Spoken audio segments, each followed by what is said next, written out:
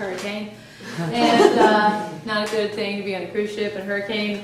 And I played my set that night, and everybody was like trying to like not fall over. And I played that song, "Take This Sinking Boat." And people were like cracking up, and I was like, "What are they laughing at? It's such a serious song." And then afterwards, my husband was like, "Did you hear what you were saying?" Right, that's bad. It was funny. And then very early, we were all very early, but we survived. It was great. All right, let's see. I want to make sure that I'm hitting a number of these. Oh yeah, I'm gonna do this. Speaking of storms, there's a storm in this song, at least at the beginning. This is called "The Night," and it's just about sort of realizing the unfortunate fact that you don't really get a lot of reward without making yourself vulnerable in the process, and that just sucks. I think that's unfair. And I know that it's true, but in this song I was wishing it were otherwise.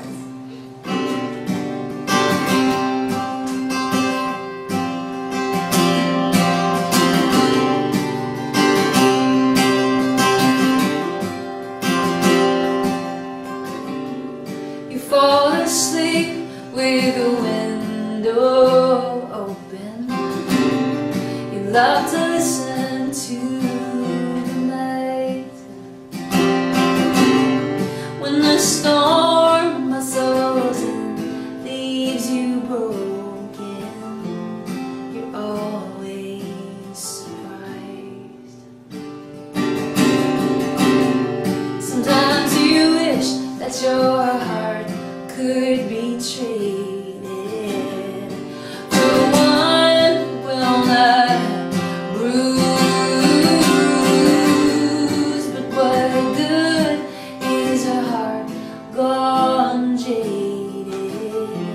Sometimes only pain tells the truth. You want it two ways, either in or out. You wanna see the beauty, but you can't kill these doubts. These blue days are gonna show you how to fly.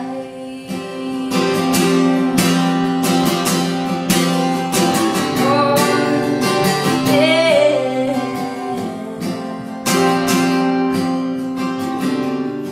New love reads on bits and pages. Press them cool against your skin. But the words you fill them with feel like cages. You wanna start clean again. You want it two ways. Are you in or out? You wanna see the beauty, but you can't kill these doubts. These blue days are gonna show you how to fly.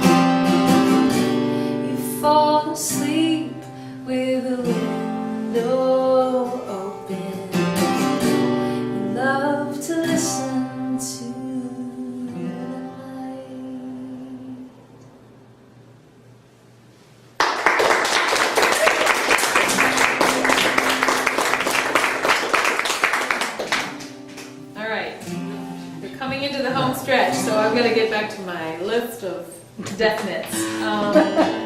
Sorry. No, why are you sorry? It's super helpful, actually. It's great. Can I retune? Almost. I'll do this one and then I'll go to those ones. This is a super weird and random story, but so I have my little baby Luca, and he is sort of a little bit of a miracle baby because I had a very scary sort of health crisis on tour in 2010, and where I nearly croaked, and but some amazing doctors in Florida saved my life. But at the end of it, they were like, "Well, you're alive, woo!" However, you may not be able to have a baby, and that was pretty devastating to hear. And they said, "We're not sure, but go home and see a doctor and see if you can make it work." And so I did. I went to see a doctor, and he was like, "Well, maybe. I'm not so sure, but if you are going to have a baby, it's the only way it's going to happen is if you do in vitro fertilization." And because I'm self-employed, I didn't have coverage for that, so it was going to be $17,000 on the Visa card. So that was sort of what we were going to try. And I was going to sort of an infertility kind of support group as I was dealing with a lot of this, and the woman who ran it knew that we didn't have infertility coverage. And she was like, "Well, there's going to be a raffle at an infertility conference outside of Chicago this weekend. You should go. Maybe, you could win a baby." And I couldn't go because I was going to be touring, but I sent my husband, and he went, and there were probably, 150 people there, maybe, and probably 99.9% of them were women. And there my husband was. He's super tall, so he was sticking out of the crowd. And he was lurking around all day long, trying to pretend to be interested in the topic, but he really just wanted to win the baby.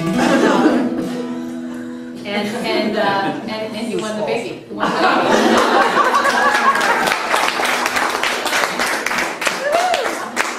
It was pretty funny, and the best part is that later, so they called me. So he was texting me through this whole thing from the Holiday Inn in Glenview, Illinois, where this conference was. And he was like, we won, and then they called me to verify that I actually existed, because they were like, "You're a man here by yourself. Do we know for sure that you have a wife or someone with a uterus? Is there anybody with a uterus?" And That's a prerequisite. yeah, yes. I mean, he could have been a gay man who was going to use a surrogate, but they were like, "We just need to know this is actually going to, go somewhere and be used by someone for sure." So they called to verify my uterosity, and I verified that I did indeed have one. So Luca, I wanted a raffle. But I wrote this song kind of at the beginning of the process, shortly after my health issue, and when things were looking a little more bleak. Now you know the happy ending, so you don't have to worry about me. This is called "Something Out of Nothing." We're so tired, we just need sleep. I know I'm still storming, and I can't let it go. So I'll keep you up when you have nothing left. I just want you to hold me, and you will in the end. I made something out of nothing. This is what I always do.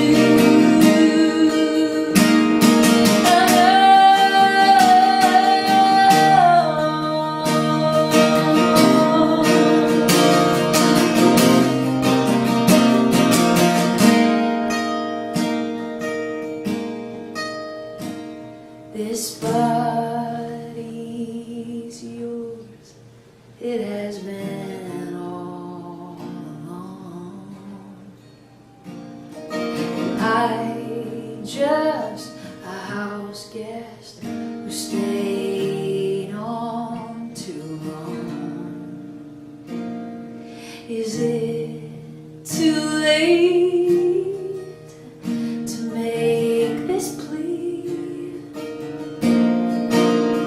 I am sick in my stomach where you're supposed to be. I make something out of nothing. This is what I always do. Yeah, I make something out of nothing.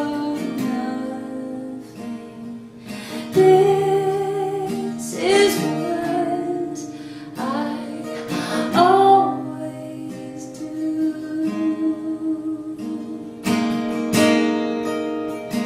No, I always do. No, I always do.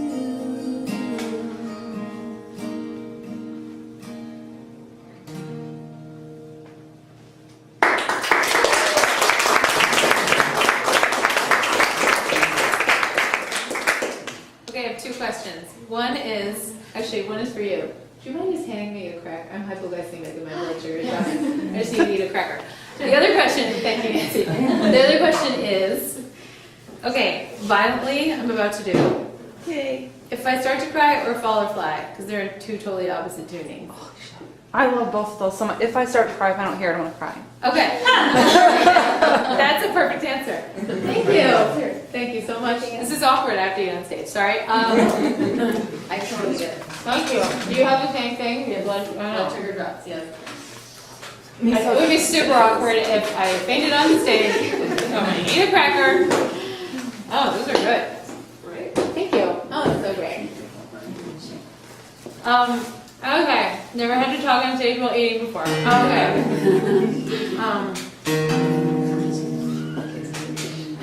We'll let you take a breather. Yeah, you can take Thank it.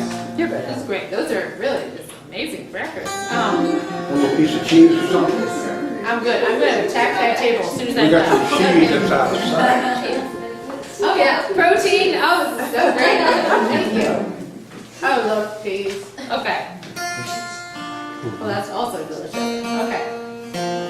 You guys, this has been so much fun. Thank you for letting me ramble on up here. Thank you. Thank you so much. I have CDs. I think Julia set them up back there. Thank you for doing that, by the way. I have, the most recent one is the blue and white one. It's called Bring the Sea, but I'm playing songs sort of from all three of them, and my earlier ones. I just don't have the earlier ones with me. But We have good covers too.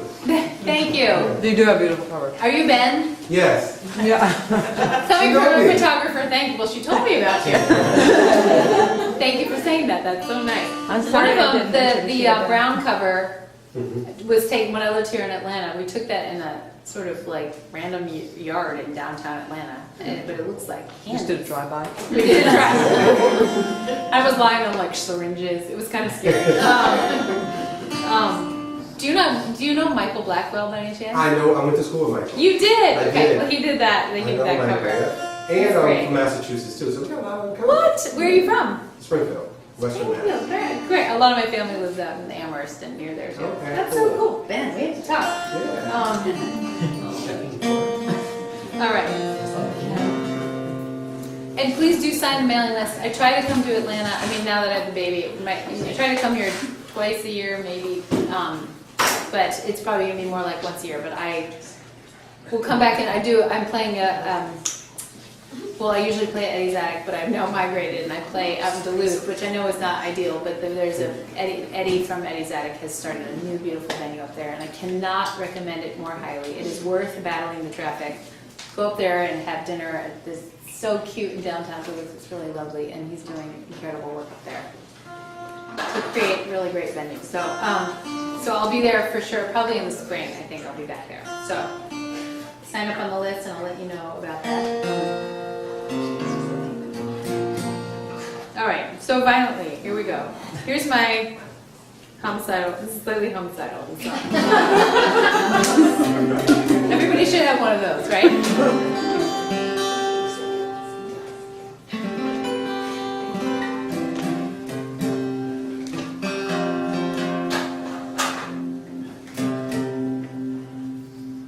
All right.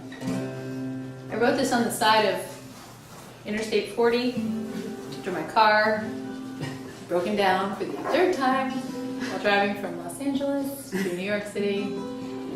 And I had a wicked broken hat back in New York, and I thought maybe if I take a 3,000-mile road trip, by the time I get back, it will be better. It wasn't better. I listened to a lot of angry rap and a lot of Monty DeFranco, and didn't help. But then it made me write this song. So here we go.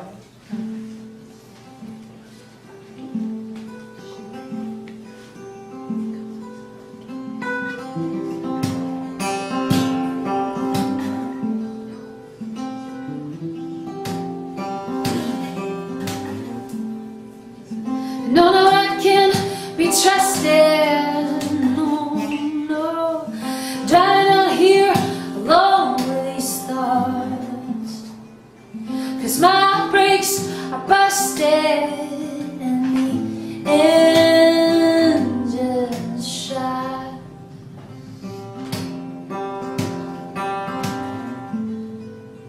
The heat serves to keep you soft, so I can mold you and you won't crack.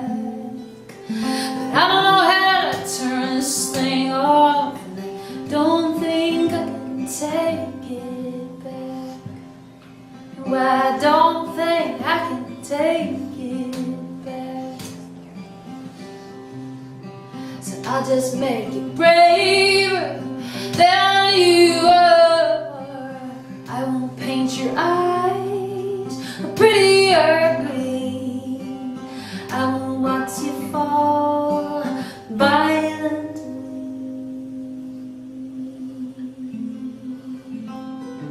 for me. Yeah.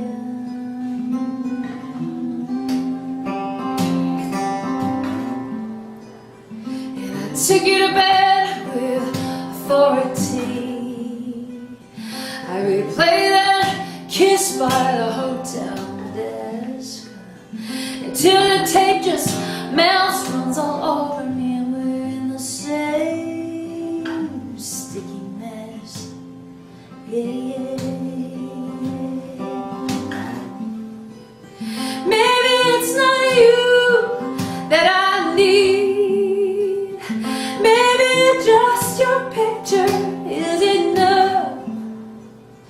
Maybe you're his manager, we're gonna be, and maybe that's all I need of love.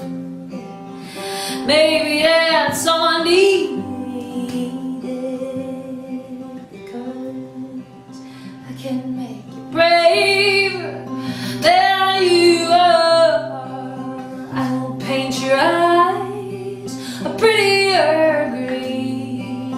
I will watch you fall violently,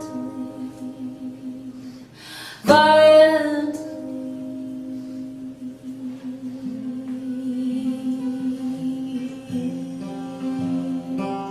Yeah.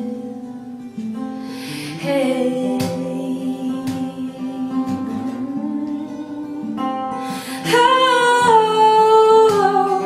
Oh, yeah.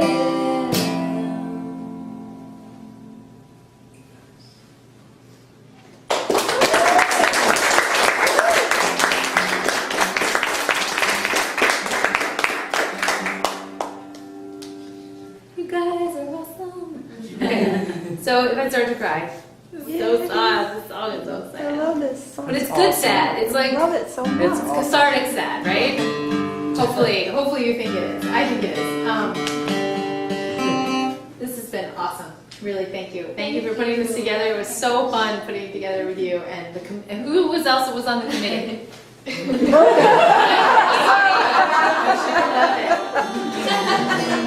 every committee should only have 3 people. Because you don't have any too many cooks in the kitchen, and you can have a You majority just vote. did whatever Nancy said. Yeah. Well, that works out. That's even better. That's good.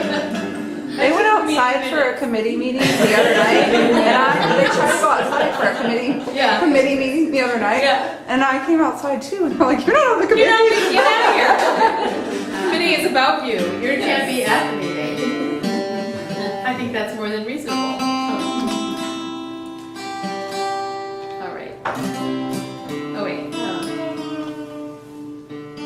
So the story behind this song is that my dad, his name is Tim. He is a high school English teacher at the high school that I went to, and my dad is amazing in that he's been teaching at this school since I was 2, and just he has like the most incredible relationships with his students, and I think when you're an English teacher too, you know, and you teach creative writing, your kids really open up to you a lot, and they often will write things in the essays that they write for you that maybe they wouldn't tell their own parents and stuff. And so he really formed these incredible bonds with these kids, and he's also a coach of girls soccer and girls hockey, and too bad I wasn't sporty. He was kind of disappointed in that, but luckily he likes music too. But I would always see the relationship that my dad had with these students and how open he was able to be, and he could be like a total mushball with them, but like if it showed that I was like nervous about something or wanted to talk about my feelings, he would look terrified. Because I think when it's your own kid, it's so much harder to not take stuff personally. And but I knew that my dad, you know, he was such a good dad. It was hard to kind of open up to him that way. And as I got into my 20s and was living on my own, I really sort of made this kind of conscious effort and decision that I didn't want to have my relationship with my dad as an adult to be like a 6-minute conversation on Sunday night checking in. I really wanted to know him as a person. And I wanted to give him a chance to be a mushball with me. And I knew that was going to take some work on both of our parts. So one day, up in Maine, the creepy Frankenstein farmhouse, my family has this creepy old house up there. It was just me and my dad, which is rare because we have a big family. And I was like, this is my chance to talk about the stuff we need to talk about that will clear the way to kind of make way for that kind of relationship. And it was so nerve-wracking. And yet it was one of those conversations that I think at the end we both felt like enormous weights had been kind of lifted, and we were able to start a new kind of true friendship. So my dad went from never wanting to hear my songs when I started writing songs, because I think maybe he was afraid they were going to be about him. But also he was protective of me and afraid that people wouldn't like what I was singing, and then he'd feel nervous for me and all those things. He went from being very detached to like, is my biggest supporter and wants to know about every show, and he's coming on the road with me next month just for fun, and I'm so grateful. So if you have anybody like that in your life, maybe it's not your dad, it might be anybody who's significant, you feel like there's unfinished stuff, I highly recommend being just like going there, even though it's scary. And of course, you know, that journey never totally ends, but I'm glad we had that conversation and it spurred this song. So thank you for letting me share it with you, and happy damn birthday. Thank you so much for coming. This is the best Edie Carey show I've ever been. Thank you so much. My 40th is next year, so we Really? do graphic design at my birthday party. Yeah, right. I would be honored. It's gonna be great. All right. Thank you guys. This has been really fun. I got so much to ask you. It's never the time. Why would I spoil the perfect evening?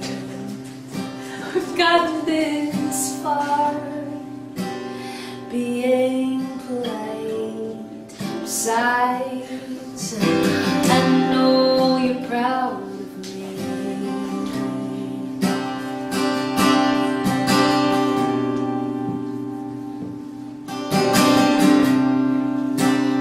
When I was made, did they leave out a part? Did you know this? I choose to guard the secret. You said everybody's born with a beautiful wrong with hers? Why did you leave it? If I start to cry, I may not stop.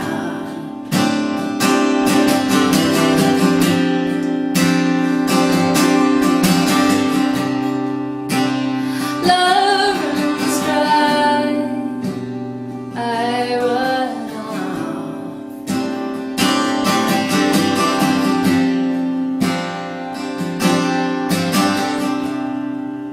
Can you help me with this heart inside my chest? It ain't perfect, and you should see me use it. It only works when I make a mess, when it looks like I'm about to lose it. If I start to cry, I may not stop.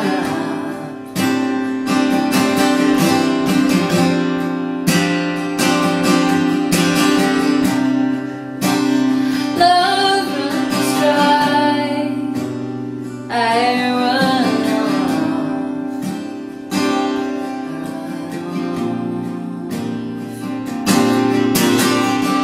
Yeah, I'm just like my mother.